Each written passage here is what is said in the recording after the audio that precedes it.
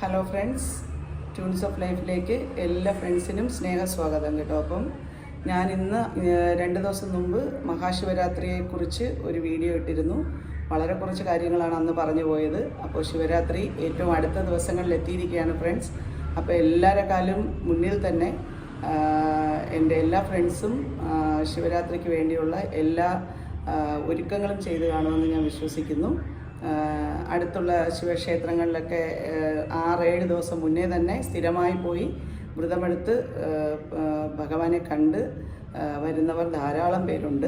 അപ്പോൾ അങ്ങനെ ചെയ്യുന്നവർക്കും അതൊന്നും ചെയ്യാതെ വീട്ടിൽ തന്നെ വിളക്ക് കൊളുത്തി പ്രാർത്ഥിക്കുന്നവർക്കും എല്ലാവർക്കും മഹാദേവൻ അനുഗ്രഹിക്കട്ടെ എന്ന് പ്രാർത്ഥിച്ചുകൊണ്ട് നമുക്ക് ഈ വ്ളോഗിലേക്ക് പോകാം കേട്ടോ.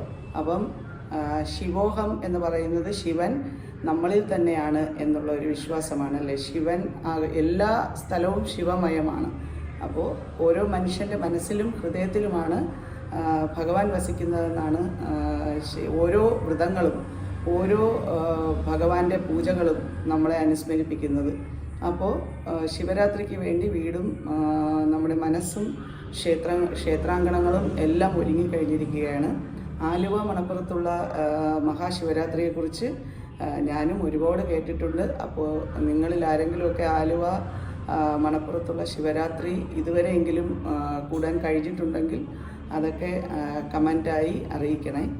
എനിക്കും ഒരു പ്രാവശ്യം അവിടെ പോയി ശിവരാത്രിയിൽ പങ്കെടുക്കണം എന്ന് വളരെ വലിയ ആഗ്രഹമാണ്. എത്രയും വേഗം തന്നെ ആഗ്രഹം സാധിക്കട്ടെ എന്ന് പ്രാർത്ഥിക്കുന്നു.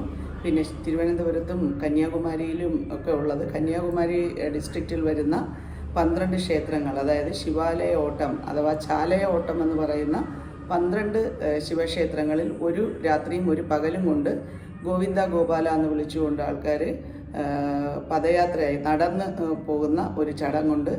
ഇപ്പോൾ നടക്കാൻ കഴിയാത്ത ആൾക്കാർ വാഹനങ്ങളിലും ഒക്കെ ശിവരാത്രിക്ക് ഒരു ദിവസം മുന്നേ, ശിവരാത്രി ദിവസങ്ങളിലൊക്കെ അവിടെ ഭയങ്കര തിരക്കായിരിക്കും.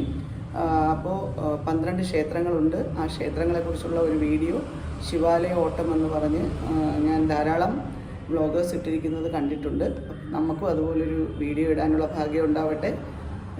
എല്ലാവർക്കും ശിവരാത്രി വ്രതം എങ്ങനെയാണ് എടുക്കുന്നതെന്നൊക്കെ ഉള്ളത് ഓരോ വ്ളോഗിലൂടെയും നമുക്ക് തിരുമേനിമാരും അങ്ങനെയുള്ള ആചാര്യന്മാരും ഒക്കെ പറഞ്ഞു തന്നതനുസരിച്ച് അവരവരുടെ ആരോഗ്യത്തിനനുസരിച്ചുള്ള വ്രതാനുഷ്ഠാനങ്ങൾ എടുക്കുക. ഇനിയിപ്പോൾ നമ്മൾ ആരോഗ്യമില്ലാത്തവർ വ്രതമെടുക്കാൻ കഴിഞ്ഞില്ല എന്ന് കരുതി ഭഗവാന്റെ അനുഗ്രഹത്തിന് ഒരു കുറവും ഉണ്ടാവില്ല എന്ന് തന്നെയാണ് നമ്മൾ വിശ്വസിക്കേണ്ടത്. ക്ഷിപ്രപ്രസാദിയാണ് ഭഗവാൻ, കാലകാലനാണെന്നാണ് പറയുന്നത് അല്ലേ. കാലത്തിനെയും അതിജീവിക്കുന്ന, അല്ലെങ്കിൽ ഓം ശബ്ദായ നമഃ എന്നും ഭഗവാനെക്കുറിച്ച് പറയുന്നുണ്ട്. ശബ്ദമാകുന്നത്, ആകാശമായി നിറഞ്ഞു നിൽക്കുന്നത്, ഈ ഭൂമിയിലെങ്ങും നിറഞ്ഞു നിൽക്കുന്ന ഒരു ആരാധനയാണ് മഹാദേവൻ്റേത്. അപ്പോൾ എല്ലാവരും പഞ്ചാക്ഷരി മന്ത്രം ജപിച്ചുകൊണ്ടേയിരിക്കുക. ക്ഷേത്രത്തിൽ പോയി പൂജിക്കുന്നവർ രാത്രി ഉറങ്ങാതെ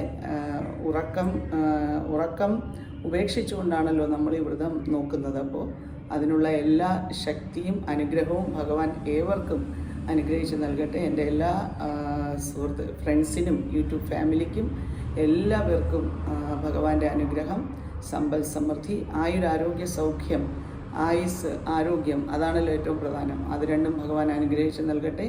ഓരോ മനസ്സിലും നിറഞ്ഞു നിൽക്കുന്ന ദൈവ ചൈതന്യത്തിനെ, അല്ലെങ്കിൽ നന്മയുടെ അംശത്തിനെ ഉണർത്താൻ നമ്മളിൽ ഓരോരുത്തർക്കും ശക്തി ഉണ്ടാവട്ടെ.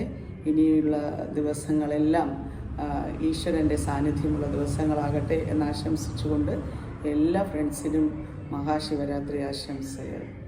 ഓം നമഃ ശിവായ.